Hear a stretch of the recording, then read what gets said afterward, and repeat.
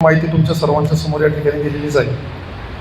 मागच्या 6 तारखेला आपण सर्वांनी त्यामध्ये रितसर पोलीस स्टेशनची परमिशन घेऊन आपण टॉप बँड इंडियाच्या समोर एक पत्रकार परिषद घेतली.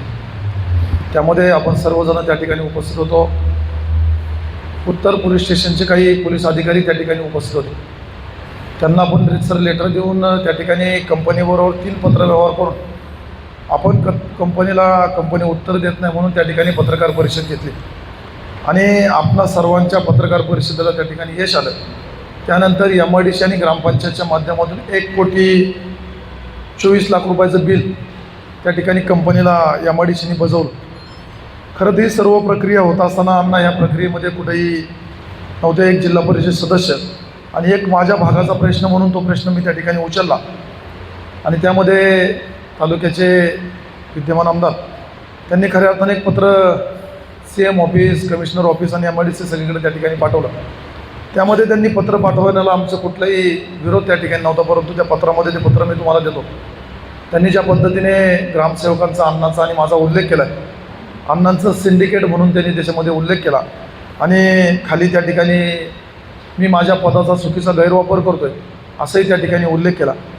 माझं आमदार साहेबांना त्या ठिकाणी आव्हान आहे, मागच्या 4.5 महिन्यामध्ये इलेक्शन झाल्याच्या नंतर एकाही कंपनीच्या गेटवर जर मी चुकीच्या पद्धतीने गैरवर्तन केलं असेल, एकाही कंपनीमध्ये जर चुकीच्या पद्धतीने जर वागलो असेल, जनतेच्या समोर येऊन त्या ठिकाणी मी राजीनामा देईन. परंतु हा प्रश्न कुठला होता आणि त्यांनी कुठल्या स्तराला नेला. माझ्याकडे एक 4/5/2026 रोजी दिलेलं लेटर आहे. मी COंना त्या ठिकाणी लेटर दिलं आणि त्यामध्ये विचारलं की औद्योगिक क्षेत्रामध्ये पायाभूत सुविधा MIDC जी देते त्या पायाभूत सुविधाची माहिती तुम्ही आम्हाला त्या ठिकाणी द्यावी. प्रलंबित शेतकऱ्यांचे भूसंपादन केलं, त्यांचा परताव्याचा विषय आहे, त्याच्यावरती उत्तर द्यावं आणि आमच्या नागरिकांच्या ज्या अडीअडचणी तुम्ही ट्रॅफिकच्या माध्यमातून त्या ठिकाणी होतात त्याच्यावरती उत्तर मागण्यासाठी. आणि 4था प्रश्न महत्त्वाचा होता, त्यामध्ये जो काही MIDCतील कंपन्या टॅक्स बुडवतात आणि ज्यांचं अनधिकृत बांधकाम आहे याच्यावरती MIDCची नियमावली काय आहे, PMRDची नियमावली काय आहे ह्याच्यावरती उत्तर द्यावं.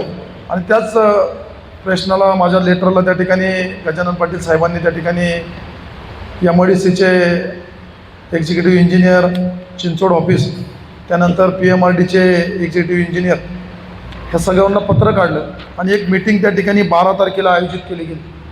आमदार साहेबांना ती मीटिंग दाखवली नाही म्हणून त्यांनी आपल्याकडं 11 तारखेला एक सगळ्या ग्रामसेवकांना बोलून पंचायत समिती या ठिकाणी परस्पर लेटर काढलं आणि त्यांना त्या ठिकाणी बोलवलं.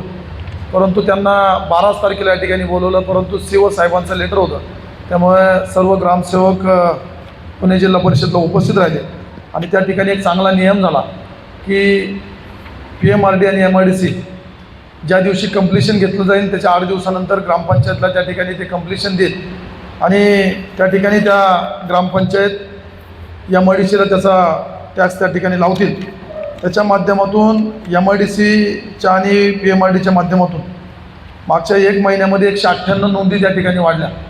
त्यामध्ये फक्त माझ्या जिल्हा परिषद गटामधील नाही तर त्यामध्ये चिमणी असेल, मरकळ असेल, या सर्व ठिकाणच्या नोंदी अशा 200 नोंदी वाढल्या आणि आत्ताही ग्रामपंचायतच्या दप्तरी 200 नोंदी अजून व्हायच्या बाकी आहेत. अशा 400 नोंदीचा जो टॅक्स आहे तो टॅक्स त्या ठिकाणी ग्रामपंचायतला वाढला.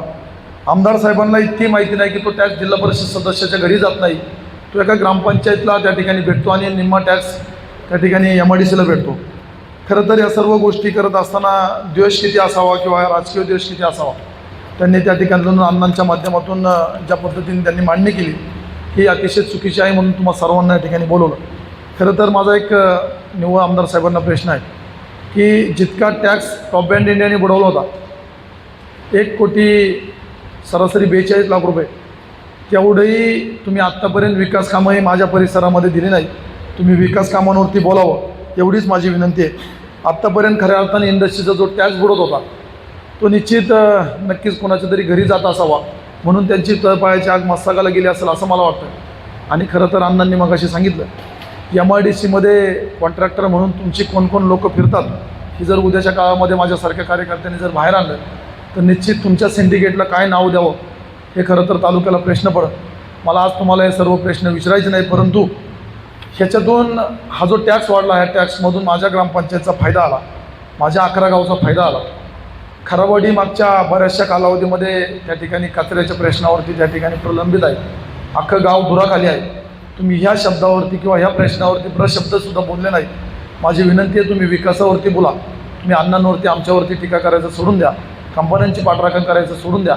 तुम्ही 15 वित्त आयोगाचे ग्रामपंचायतला पैसे किती येतात आणि त्या गावामध्ये लोकसंख्या आणि आत्ताची लोकसंख्या किती आहे ह्याचा विचार करा आणि भागाच्या विकासावरती त्या ठिकाणी बोला, एवढीच विनंती आहे. आम्ही गोलेगावमध्ये 2 एकरचं शाळेचं ग्राउंड CSR मधनं लेवल करून दिलं. हुंडाईने तिथं जवळजवळ मला वाटतं 20 लाख रुपयाचा CSR दिला माझ्या शब्दावरती. त्यानंतर खालुंबऱ्यामध्ये माझ्या गावची 2.5 कोटी रुपयाची शाळा हुंडाईने बांधून दिली. ती कंपनी खालुंबऱ्यामध्ये. माझा त्रास असेल तर हुंडाई कंपनी असेल ना, सगळ्यात मोठी कंपनी. कालच तुम्ही माझ्या सोशल मीडियाला व्हिडिओ पाहिले असेल. आपल्याकडं दौंडकरवाडीला जो पाणी जातो 7 ग्रामपंचायतला, त्या तळ्याचं उत्खनन करायचं तिनेवाडीच्या त्या हुंडाईने CSRचं मशीन दिलं. पुढच्या 1.5 महिन्यात तिथं CSRमधनं काम होणार आहे. नामच्या आणि हुंडाईच्या क्वालिफिकेशनमध्ये ते काम चालू आहे. तर कंपन्यांची टेट्रापॅकनी उद्या किंवा सोमवारी टेट्रापॅक माझ्याबरोबर भीमाशंकर परिसरामध्ये आता परवा दिवशी आपल्याकडं आदिवासी लोकांची घरं उडून गेली. तिथं टेट्रापॅक आमच्याबरोबर येऊन व्हिजिट करून समीरदादांच्या मतदारसंघामध्ये ती घरं बांधून देणार आहे. जर इतक्या मल्टीनॅशनल कंपन्या आमच्याबरोबर राहत असतील तर मला वाटत नाही इंडस्ट्रीमध्ये इतक्यापेक्षा चांगले संबंध आमचे पुढे असतात.